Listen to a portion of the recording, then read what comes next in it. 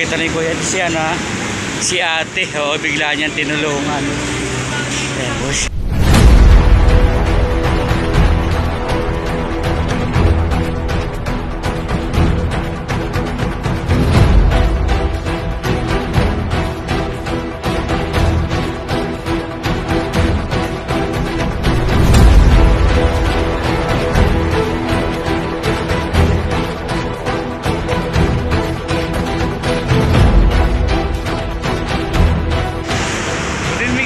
Guys, so bali ako po nakakita po ako ng isang Good Samaritan dito sa kahabaan po ito ng ng overpass ng Litex. Ito po yung yan po yung papunta ng Bulacan. Ayan po siya yung lugar na yan.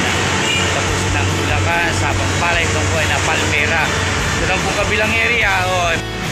Yan po kabilang area na yan. Yan naman po yung papunta ng Quezon, Cubao, Makati, Mandaluyong, Alabang, Sukat, Likutan. And at the same time yung Quezon Avenue, saka yung PTEX na po sana dito po sa kahabaan ng overpass. Ngayon po nakita ko isang kababayan natin na kung paano siya tumulong sa ating kababayan.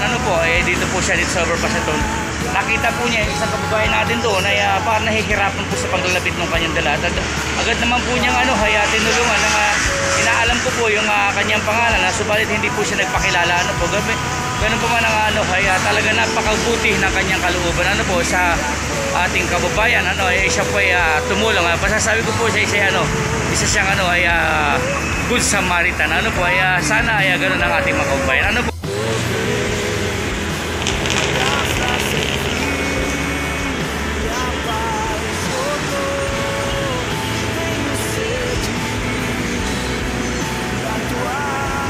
Ito si Kuya, ito.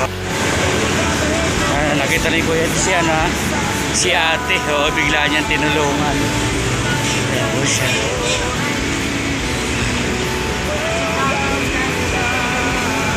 Ito si Kuya.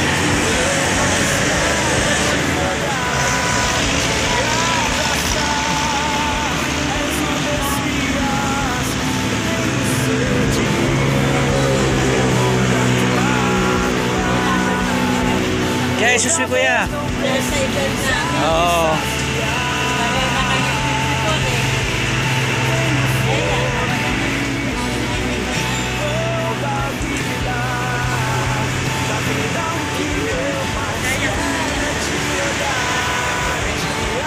Kaya Jesus mi, anong name ni Kuya?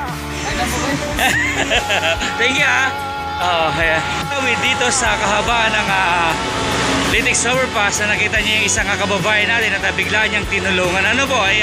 Siya po ay magpakilala, pero ganoon lang po ang pagtulong na ginawa niya sa ating kababayan. Sana sana all. Thank you sa iyo, Kuya.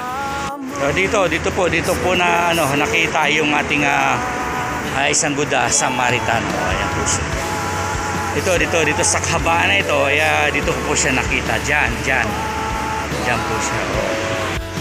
So bali ang time check na po natin ngayon po na 12:30 na po hindi timing ngayon po February 13 at pagka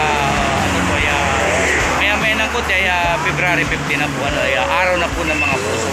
Yung isang lalaki na yun na tumulong doon sa isang kababayan natin, talaga siya meron siya gininto ang puso. Po na masasabi ko. So bali meron pa rin pala po yung yung mga kababayan natin na gininto ang puso.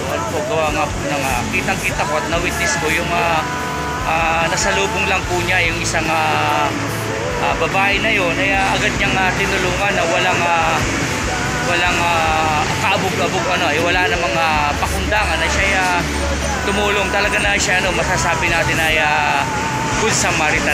Talaga naman meron siyang good heart.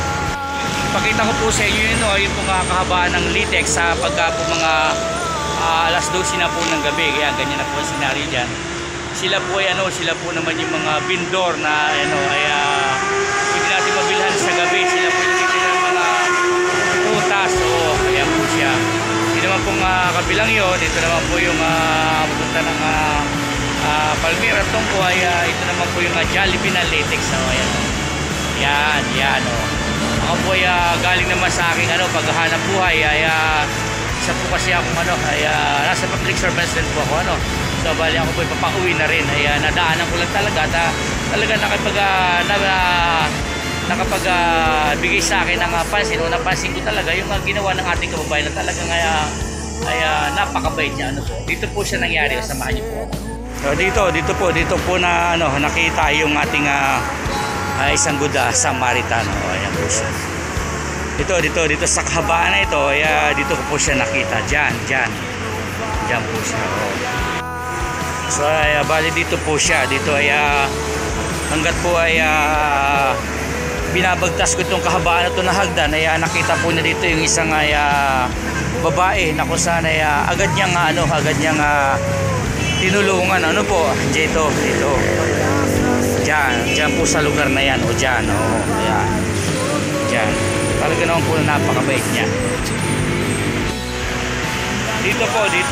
dito niya tinulungan yung isang babae at nakita dito na ang daming dala-dala kita nyo naman po yung sa video ko kanina wala siyang kabog-kabog na kanyang ibinigay yung kanyang pagtulong doon sa kababayan natin hindi naman hinihingi ng tao talaga kusang loob siyang tumulong ganun pa man talaga naman sabi ko napakabait niya so balik ngayon po Ferrari dito yung mga arrangement ng po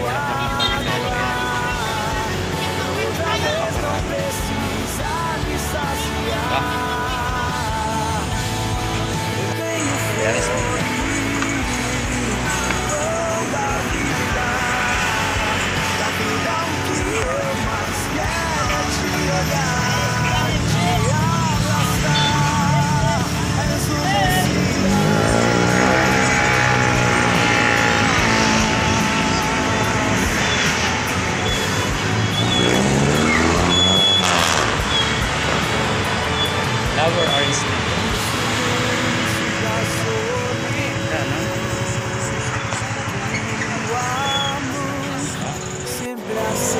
Bali kitang-kita mo po yung kitang-kita mo yung